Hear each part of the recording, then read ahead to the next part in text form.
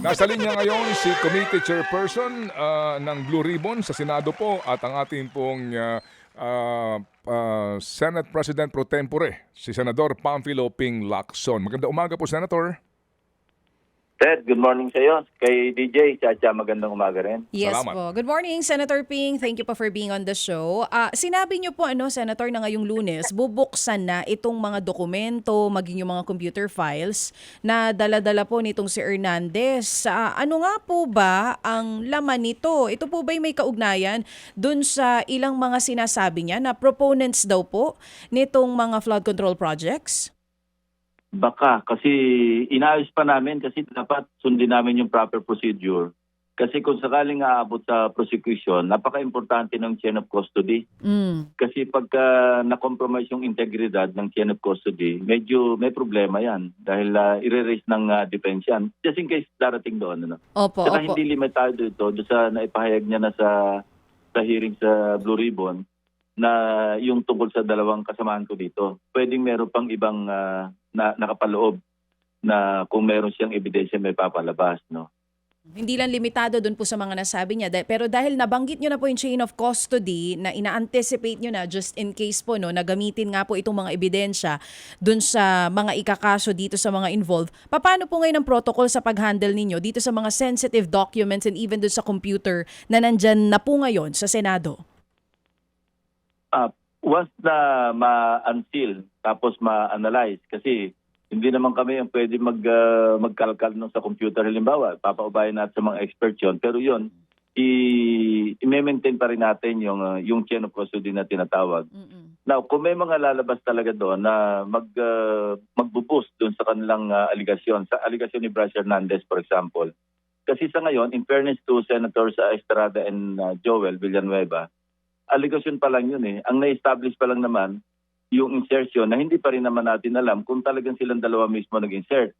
Ang facts lang na na-establish doon, yung nagkaroon ng insertion at saka tumama doon sa mga items na dinescribe ni Bryce Hernandez doon sa mga dalawang pagdinig na nangyari sa Blue Ribbon. So yun, na may kredibilidad yung sinasabi kasi eksakto yung 600 million, dinescribe niya yung 675 billion na 8 items. In the case of Senator Villanueva, plus yung 355 million naman kay Senator Estrada na 5 noong May at 2 noong July. At eksakto rin yung description ng mga items. So sa aspeto na yon, may kredibilidad. Pero hindi naman bawal yung mag-insert. Hindi naman labag sa batas ang mag-insert. Hindi rin labag sa batas na inimplementa yung mga proyekto na sinasabing naka-insert. Ang labag sa batas yung kickback, yung commission. Pag yun na-establish by way of documents or whatever record na credible, doon magkakaroon ng sabihin natin prima facie evidence na pwedeng isampa sa ombudsman, sa DOJ, ng ICI. So, ang gagawin namin, hindi naman hihintayin pa na magkaroon ng committee report.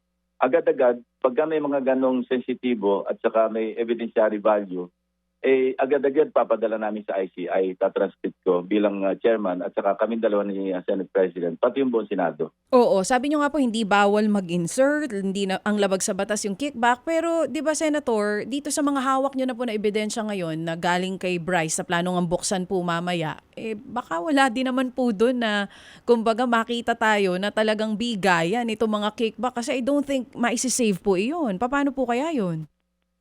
Wala tayong magagawa kasi bound tayo ng evidence. Kung walang ebidensya, kasi ang labag sa batas nga tulad ng sinabi ko, yung pagbibigay ng kickback, kailangan merong magpapatunay kasi may allegation siya. Pero that remains as an allegation until masuportahan niya to ng kaukulang ebidensya, maski ledger, notes na matagal niya ng ginawa o kaya maski basta't meron lang siya maipakita para masuportahan yung kanyang alegasyon. Oo. So pag meron tayo makita doon sa mga documents niya, ledger or even just simple notes or nakasave yan sa computer files na halimbawa halaga and then yung pangalan, posible na po ba agad yun magamit?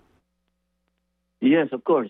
Ebidensya na yun. Plus yung alegasyon niya, plus yung sasabihin natin, circumstantial evidence, yung tumugba, yung sinasabing in-insert, tumugma do sa mga item for item, tumugma yung amount.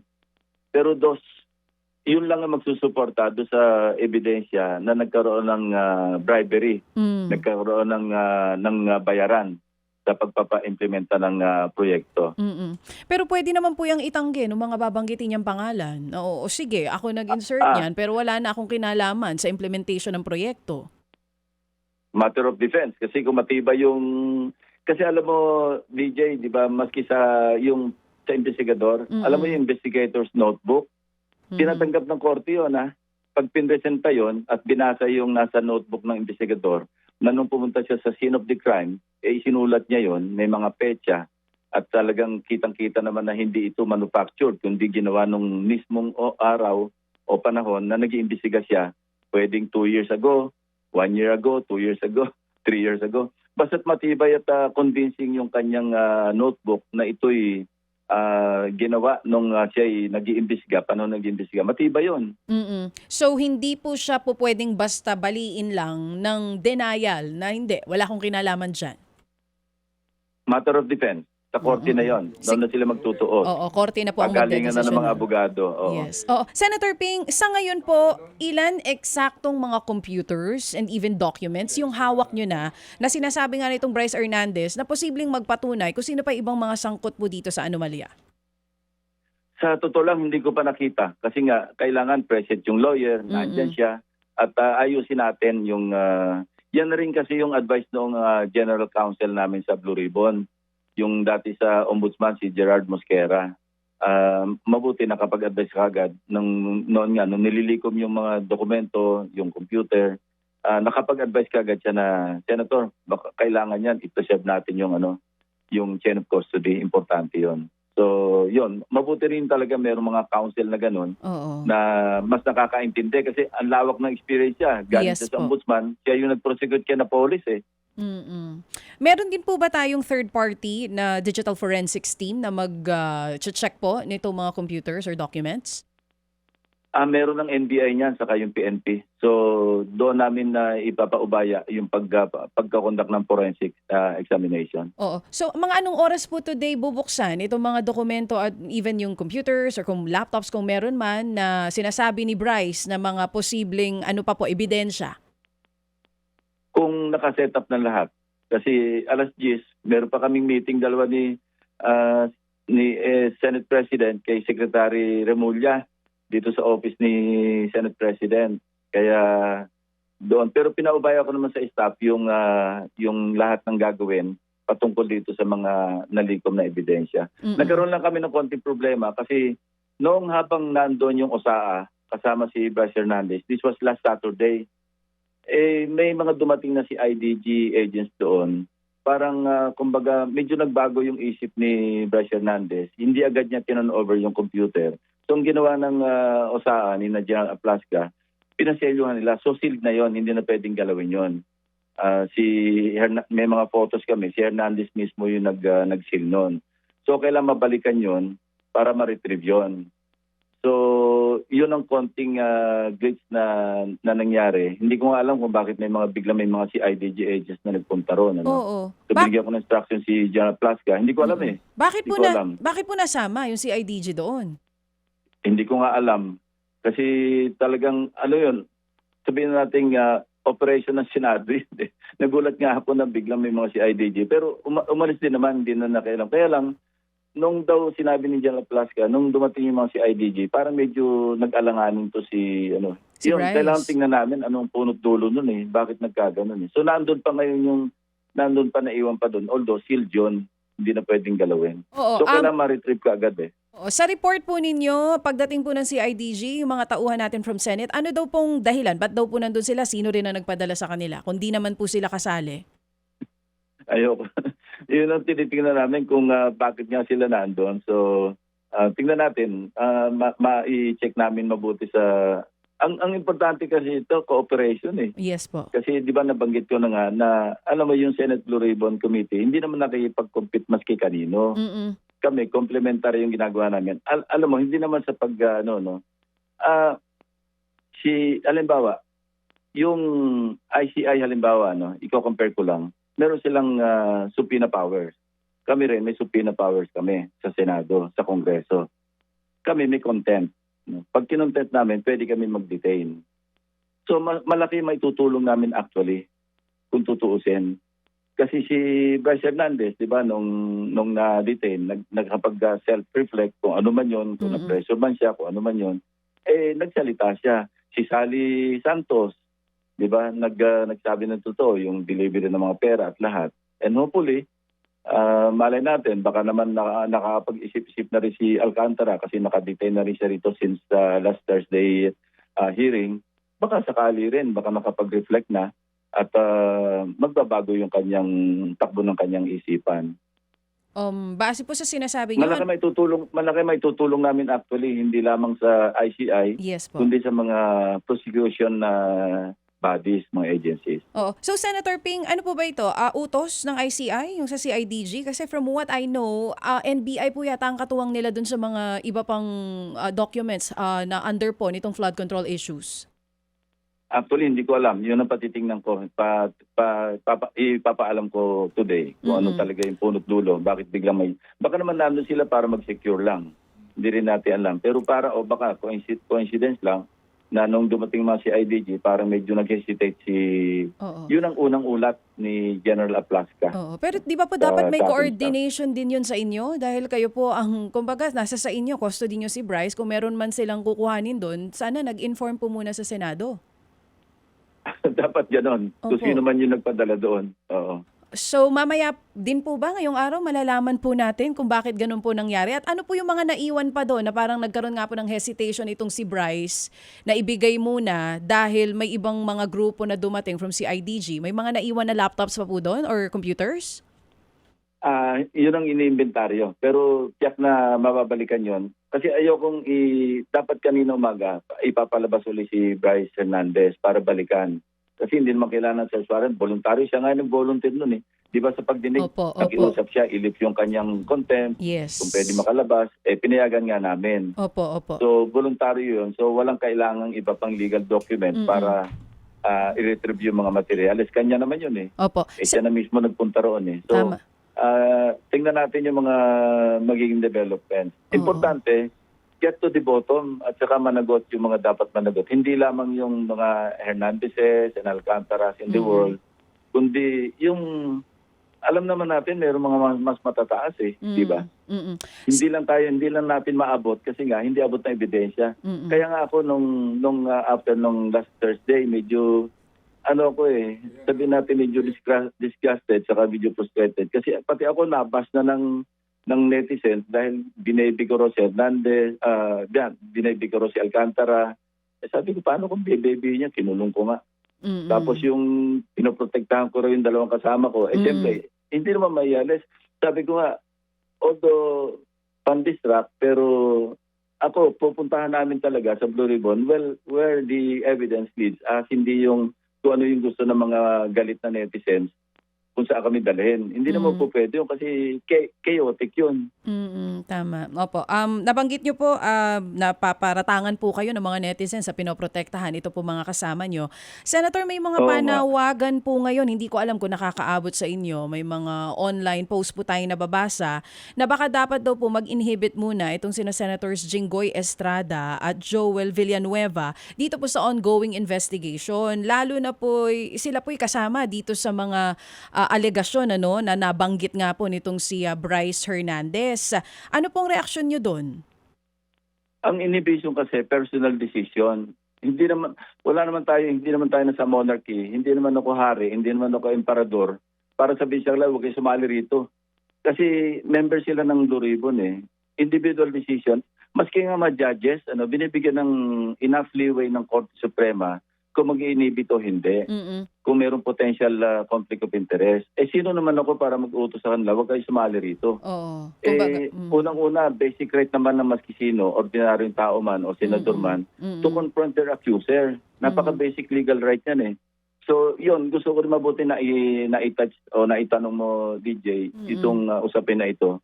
Dapat maintindihan ng mga kababayan natin na hindi ako pwede magbawal sa kanila. The individual nilang choice nila yan kung mag-inhibit sila out of delicadeza o kung ano man ang dahilan nila. Pero legal right din nila na i-confront yung nag-aakusa sa kanila.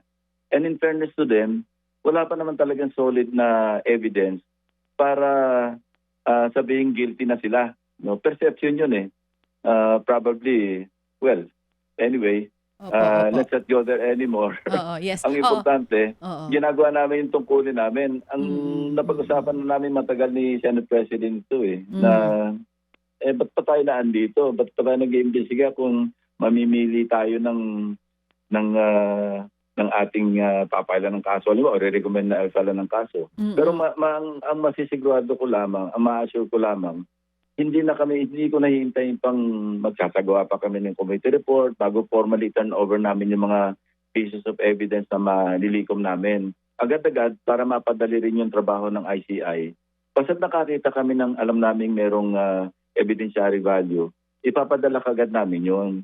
At kami naman, mabubuo rin naman yung committee report maski naibigay na namin yung mga ebidensya na dapat magamit ng ICI para makapag-file na kagad sila. Oo.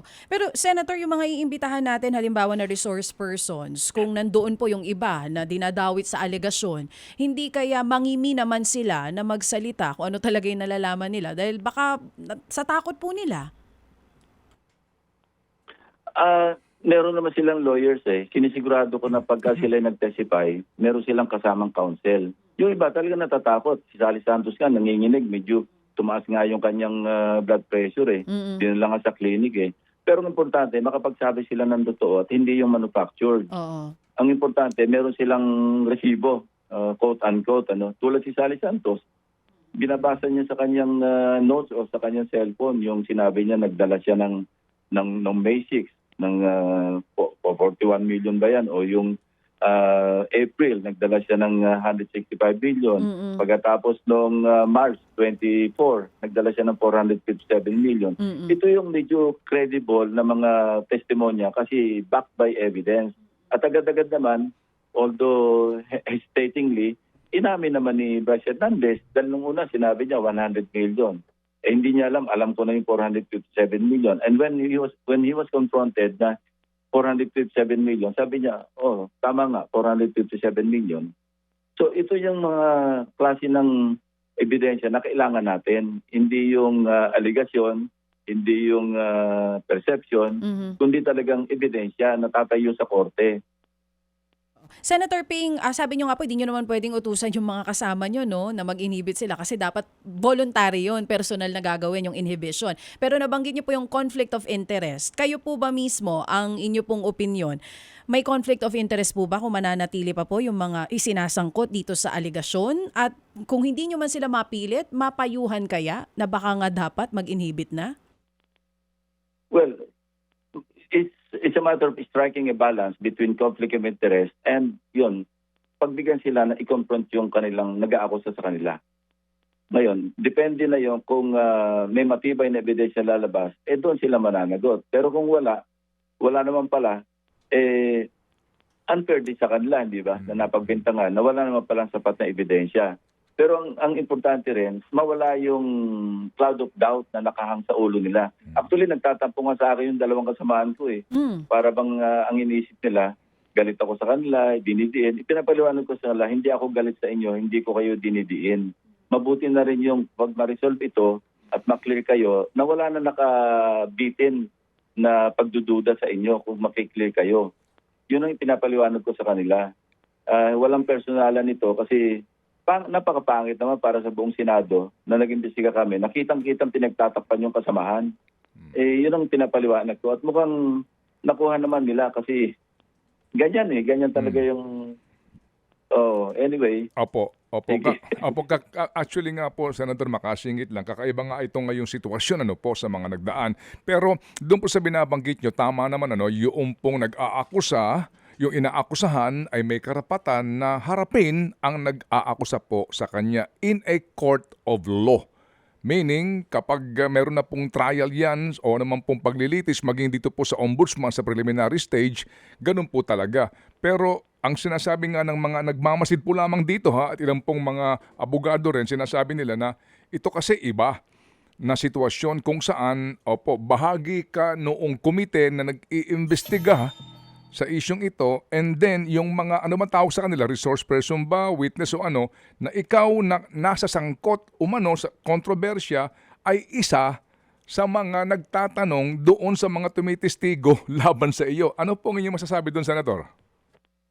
Ted, ganito, dalawa yung di ba, before the bar of justice at saka before the bar of public opinion. Mm-mm. So magkaiba lang yung isa legal, yung isa naman perception. Mm-mm. Pero sa akin, basic right pa rin yun na i-confront nila yung kanilang accuser. At saka wala sa poder ko, ni wala sa poder ng Senate President para utusan sila, wag kayong sumama rito. Opo.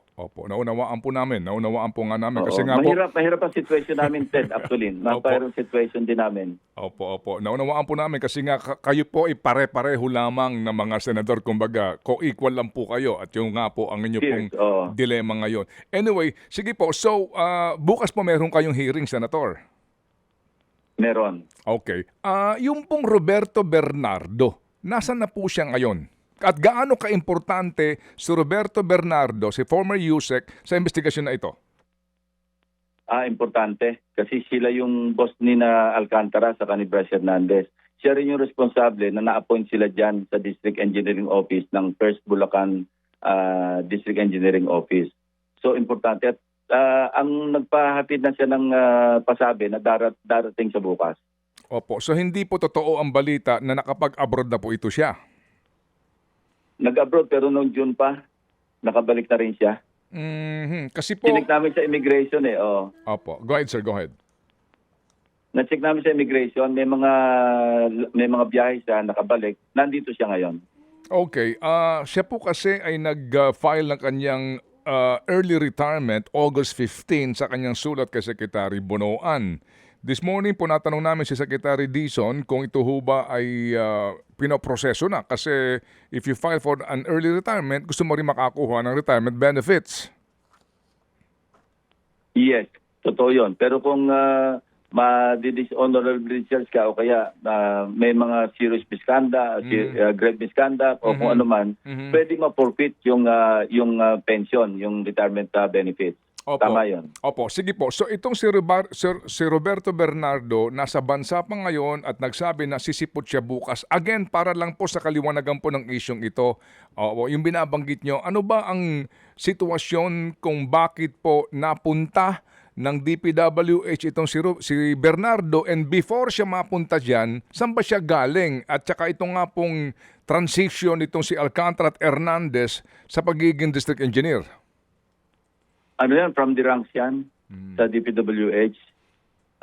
Nagsimula siya sa mababang posisyon hanggang sa he rose from the ranks hanggang umabot ng undersecretary.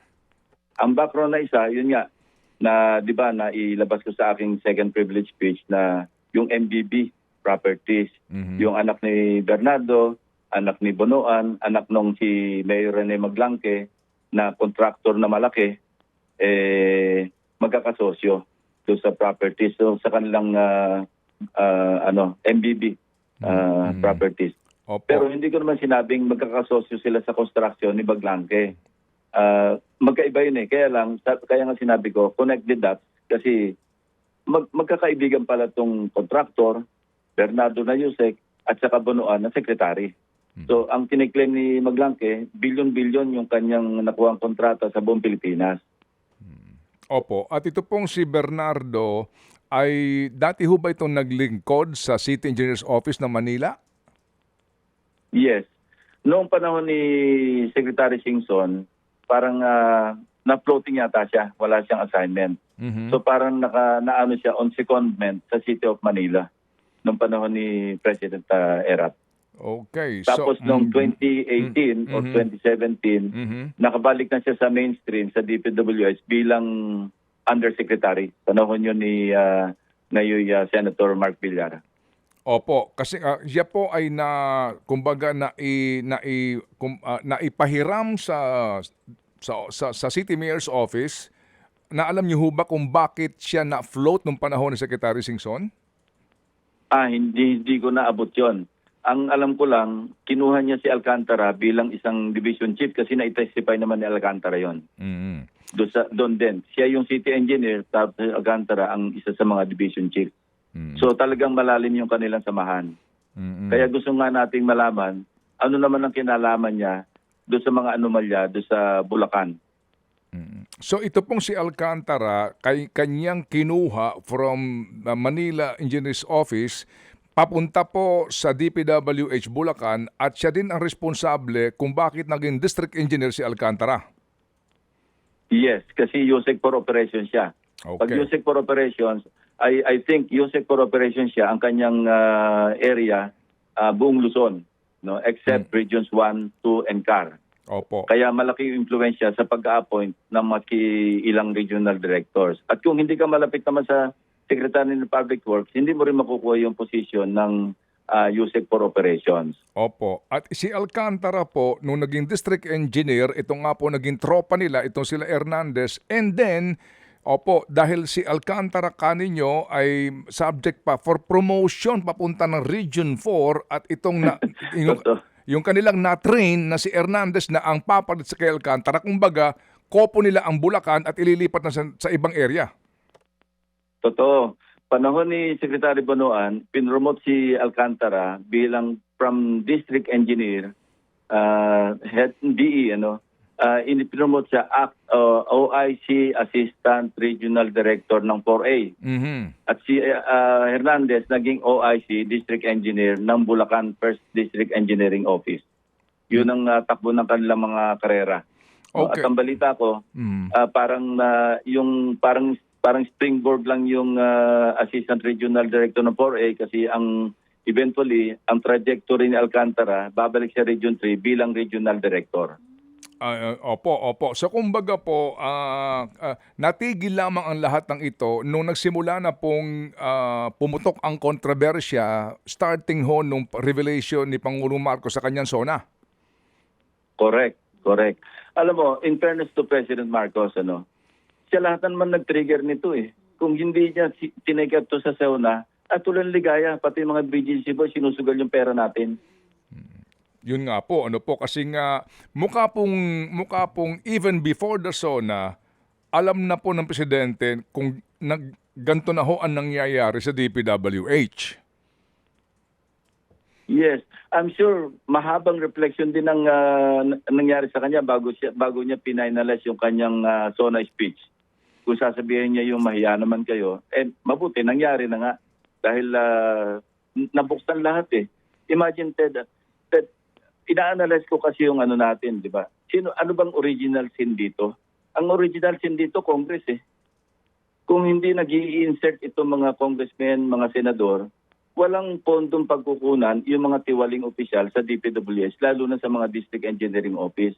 Umabot na sa sukdulan kasi may nakausap din kami na kasama yung aking mga staff, na umabot na sa sukdulan na naging systemic, pati yung mga minor functionaries, yung mga planning, yung mga section chiefs sa mga DEO, naghanap buhay na rin eh. Isipin mo, Ted, di ba may isang requirement, material testing. 1% yun eh, legal yun eh. Nag-invento pa sila ng material testing report na 1% din daw pero walang resibo. Tapos yung variation order, 10,000 pesos plus 2,000 per page. Minsan inaabot ng 1,000 pages yun.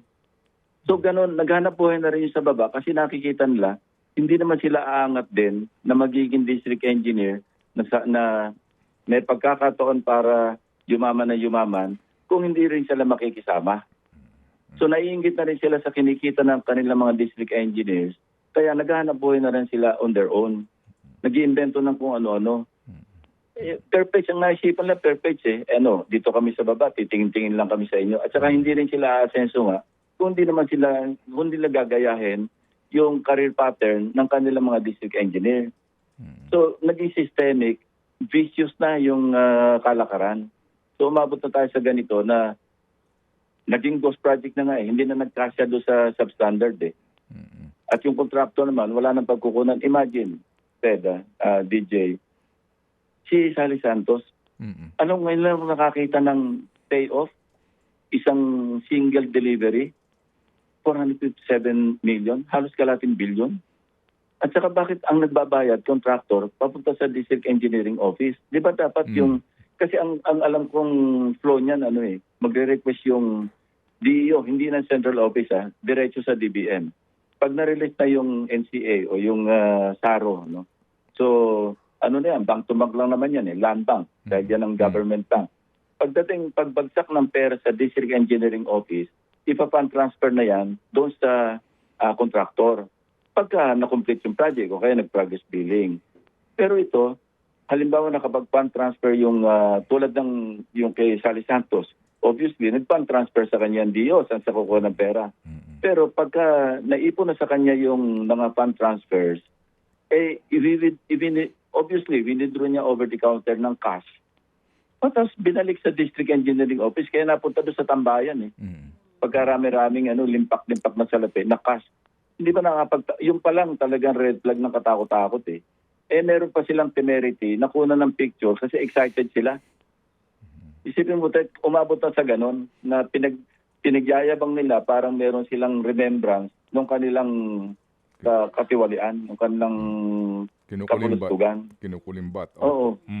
Opo. Senator, original sin ka ninyo ang mga proponents nito, no, ng mga proyektong ito. Yun nga din po, babalikan ko lang yung naging tanong kanina nga po earlier ni Chacha. Yung po kasi ngayon, ang damdamin ng iba, itong si Alcantara, itong si Hernandez et al., baka po malamang ay talaga namang makasuhan all the way sa Sandigan Bayan. Pero yung mga pinagmulan ng original sin na ito, yun nga po, ano pong ating aasahan kaya dito, Senador, ngayon? Ted, masasabi ko lamang mag-abang tayo ng hearing bukas. Okay. Opo. Ay mag-aabang po talaga kami. Lalo pa sinabi ho ninyo na aabangan po dapat ito ng ating mga kababayan. Ito pong hearing na ito, sir, anong oras magsisimula?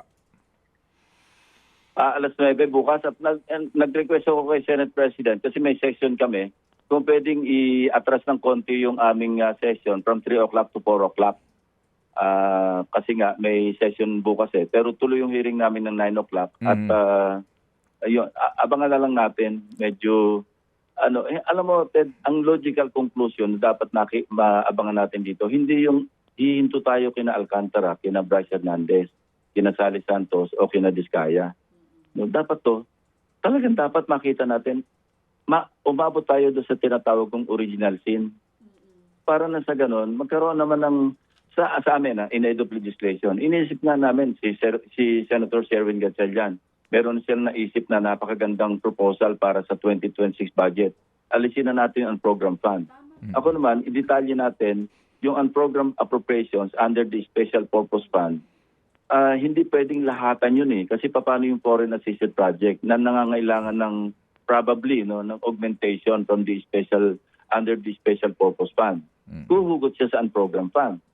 Ngayon, ang dapat ipagbawal natin, huwag na kami mag-insert, huwag nang payagan, magkaisa sana si Speaker Boji at saka si Senate President Tito, mag-usap-usap kami, kasama yung APRO saka yung Finance Chairman namin, na pagbawalan namin mga sarili namin na mag-insert ng infrastructure lalo na sa DPWH. Kasi diyan na nagsimula yung nawili.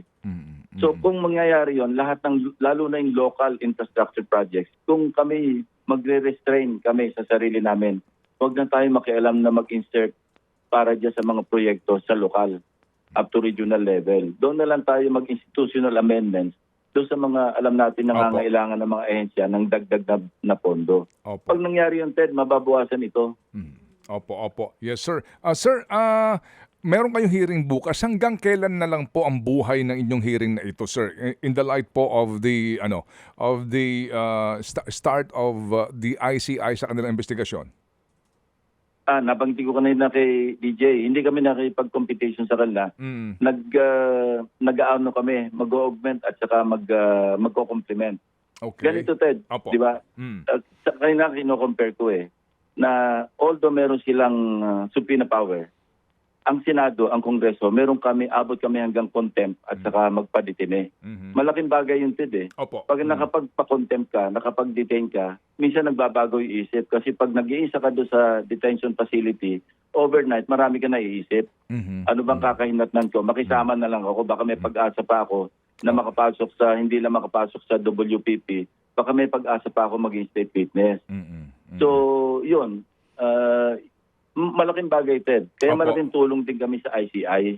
Okay. So, Hindi naman sa pagmamalaki o hindi naman Opo. sa pagmayabang. Maski pa paano makakatulong kami. Huwag Opo. lang kami magdadamot at hindi kami magdadamot, Ted. Tutulong kami. Opo. So meaning sir, hindi pa ho masasabi natin na magtatapos na kayo ng iyong hearing because you'd like to compliment ICI doon sa kanilang kakulangan din po, ika nga, nito pong executive order na ito. Tama yon. Hanggang paakyat tayo ng paakyat, hindi naman tama na siguro tumigil kami, hindi ba? Opo. Yun bang saldi ko aabutin ninyo? Tingnan natin, Ted. Opo.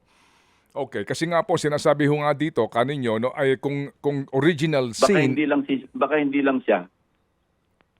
Opo. Sige po, ayaw ho namin pangunahan po no ang kahantungan nito. O sige po. So sir, sa ngayon po sabi nga ninyo, pati kayo nababash na ho dito para lang humaintindihan ng ating mga kababayan gaano kahirap mag-preside ngayon ng Blue Ribbon Committee sa sitwasyon po kung saan may mga nadadawit. Again ito po naman ay mga aligasyon pa lamang mismo po ng mga miyembro ng Senado. Go ahead, sir.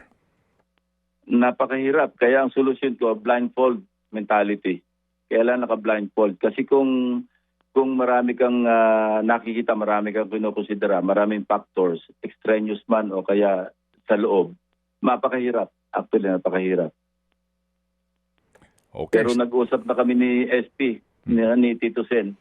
Ito yung umabot na kami sa punto ng aming career na sagasa mode naman kami. Ibig sabihin, sir,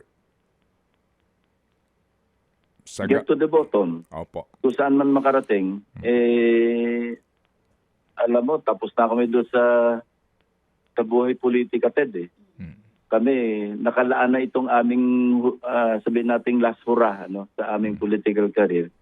Puro para sa bayan na iniisip namin. Wala ka na kami iniintinding eleksyon, wala kami iniintinding maski ano. Nag-uusap na kami dalawa dyan.